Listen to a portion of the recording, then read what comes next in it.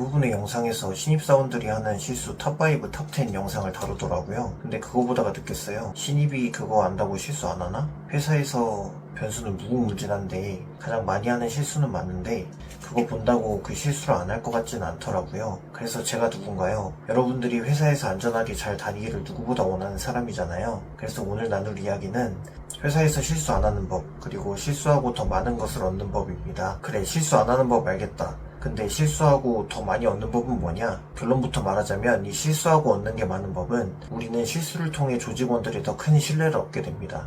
이 얘기 실수 안 하는 법 얘기하고 나눌 거니까 영상 끝까지 봐주세요. 일단 1번, 질문을 많이 한다. 일단 우리 직장에서 인기 많은 사람은 어때야 할까요? 잘해야 합니다. 솔직히 잘해야 해요. 세상 참 불공평하죠? 개구리 올챙이 척 생각 못한다고 자기들도 더하면 더했지 이 시기에 덜하진 않았을 겁니다. 근데 잘하는 사람 좋아해요. 그럼 우리 신입사원도 잘해야 해요. 그럼 회사에서 잘한다는 건 뭘까요? 성과를 내야 해요. 근데 우리는 성과를 낼 수 없어요. 왜? 신입사원이니까요. 할 줄 모르잖아요. 모르는데 어떻게 잘해요? 그럼 우리는 뭘 잘해야 잘하는 사람이 될 수 있을까요? 1, 2년 뒤에 업무를 잘하기 위해 지금 모르는 질문을 잘 해야 하는 겁니다. 우리 신입사원들이 잘해야 하는 건 바로 이 질문을 잘해야 하는 겁니다. 그럼 질문을 어떻게 잘해야 하냐? 간단하게 정리해 줄게요. 구글이나 네이버에서 찾을 수 있는 질문만 안 하면 됩니다. 엑셀 수식, 워드 파일 PDF로 전환, 이런 거 ChatGPT, 구글, 네이버 검색하면 다 나오거든요. 이런 바로바로 나오는 건 물어보면 안 됩니다. 찾아봐도 도저히 안 나오는 것들과 노하우 같은 것들만 물어보면 물어볼수록 좋습니다. 자, 이렇게 신중하게 질문을 했어요.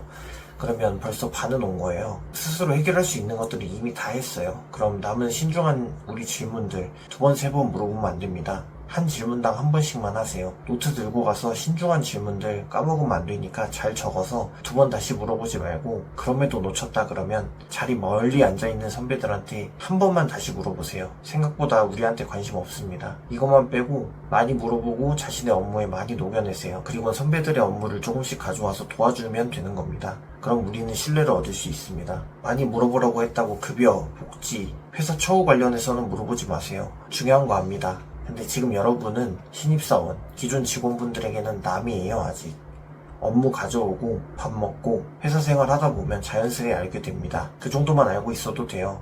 궁금하면 붙은 회사 채용 사이트 한번 자세히 보세요. 우리가 사용할 수 있는 것들이 잘 적어져 있습니다. 업무적인 것만 물어봐 주세요. 2번, 신뢰를 얻으세요. 이거 위와 연결되는데 실수가 많으면 얘한테 일을 맡겨도 제대로 돌아오는 게 없어 하고 신뢰가 깎이게 됩니다. 제대로 하면 좋은데 처음 하는 업무는 제대로 하기 쉽지 않잖아요. 그럴 땐 외우세요. 우리는 실수를 할 수 없는 사람입니다. 우리는 실수를 할 수 없는 사람이에요. 실수를 어떻게 하면 실수를 할 수 없는 사람이 되냐? 어떻게 해야 하나? 책임을 떠넘길 수 있어야 합니다. 우리의 실수는 책임자의 실수가 되는 거예요.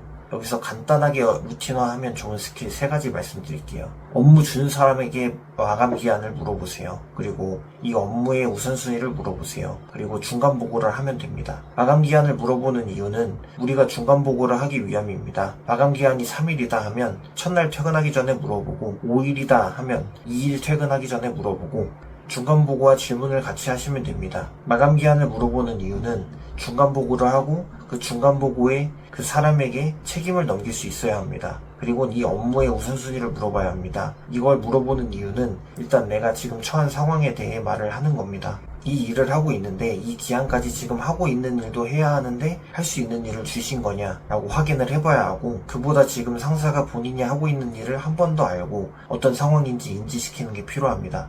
그래야 적정량의 업무를 부여할 수 있고 회사의 시스템이 돌아갈 수 있기 때문이죠. 이 2가지만 해도 실수는 확 줍니다. 실수했어도 중간 보고 때 다 걸러졌죠. 실수 보고하고 고치는 작업은 실수가 아닙니다. 회사의 리스크를 본인이 할 수 있는 선에서 최대한 낮춘 성과입니다. 게다가 중간 보고가 좋은 게 피드백을 받으면서 얻어가는 게 정말 많습니다. 남은 시간 동안 최우선으로 바꿔야 할 점, 남은 기간 동안 마무리하려면 선배는 어떻게 했었는지 등등 업무 노하우를 얻을 수 있습니다. 이렇게 실수를 줄여가면서 여러분의 신뢰를 점점 얻을 수 있습니다. 3번, 실수를 보고하세요. 이건 100번 강조해도 모자람이 없죠. 이걸 알면서도 왜 하냐? 사람의 본성 같은 겁니다. 사람은 누구나 문제가 생겼을 때 숨기려고 하죠. 왜? 혼나는 게 너무나도 싫으니까. 근데 실수는 숨기려면 숨길수록 나중에 더 큰 문제가 되어 정말 걷잡을 수 없게 됩니다.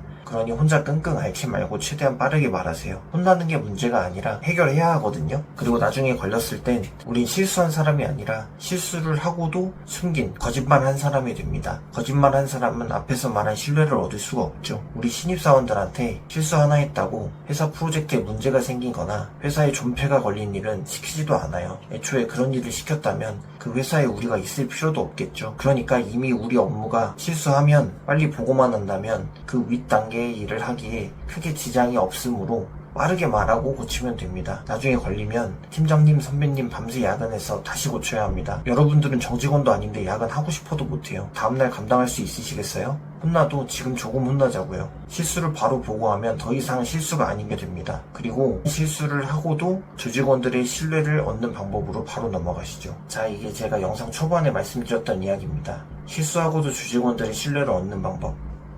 이건 제가 회사를 다니면서 정말 신기했던 부분인데요.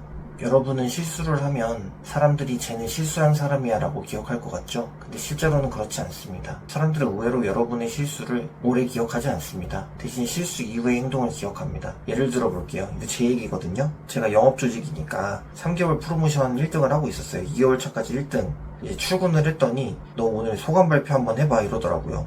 그래서 준비도 안 해간 발표를 하게 되었습니다. 오전 조회에 발표를 망친 사람이 되었어요. 여러분은 그 사람이 무슨 말을 했는지 일주일 뒤에도 기억하나요? 기억 못합니다. 근데 발표를 망치고 죄송합니다. 다음에 준비를 더 해오겠습니다. 라고 했던 사람은 기억합니다. 또는 발표를 망치고 남탓만 했던 사람도 기억합니다.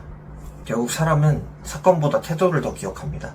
그래서 여러분은 실수를 했을 때 실수한 사람이라는 이미지를 만드는 게 아니라 이 사람은 이런 상황에서도 이렇게 행동하는 사람이라는 이미지를 만들게 됩니다. 이걸 저는 브랜드라고 생각합니다. 회사에서도 브랜드가 있습니다. 저 사람은 연락이 빠른 사람, 저 사람은 맡기면 끝까지 하는 사람, 저 사람은 모르면 솔직하게 말하는 사람, 반대로 저 사람은 핑계부터 대는 사람, 저 사람은 말이 계속 바뀌는 사람, 저 사람은 문제 생기면 잠수 타는 사람, 이런 브랜드도 생깁니다. 무서운 건 이 브랜드는 실력보다 훨씬 오래갑니다. 왜냐하면 사람은 예측 가능한 사람과 일을 하고 싶기 때문입니다. 실력이 조금 부족한 사람이라도 이 사람은 끝까지 책임지는 사람이야 라는 믿음이 있으면 계속 기회를 줍니다. 반대로 일을 정말 잘해도 문제가 생길 때마다 남 탓하고 숨기고 변명하는 사람은 점점 중요한 일에서 제외됩니다. 여기서 제가 추천하는 방법이 하나 있습니다. 실수를 했으면 그냥 사과만 하지 마세요. 다음부터 복귀를 보여주세요. 예를 들어 제가 왜 이런 실수를 했는지 정리해봤습니다. 다음부터 체크리스트를 만들어서 확인하겠습니다. 앞으로는 보내기 전에 한 번 더 검토하겠습니다. 이렇게 말하면 얘는 이번 실수로 끝나겠구나 라고 생각을 합니다. 사람들이 원하는 건 완벽함이 아닙니다. 같은 실수를 반복하지 않는 사람입니다. 그래서 저는 오히려 신입 때 실수를 한 번쯤 하는 게 나쁘다고 생각하지 않습니다. 그 실수를 계기로 배우는 사람이라는 이미지를 만들 수 있기 때문입니다. 실수를 했다는 사실보다 더 중요한 건 실수 이후 내가 어떤 사람이 되었는가입니다. 여러분의 브랜딩에 집중하세요. 이 영상이 도움이 되셨다면 좋아요와 구독 부탁드리겠습니다. 감사합니다.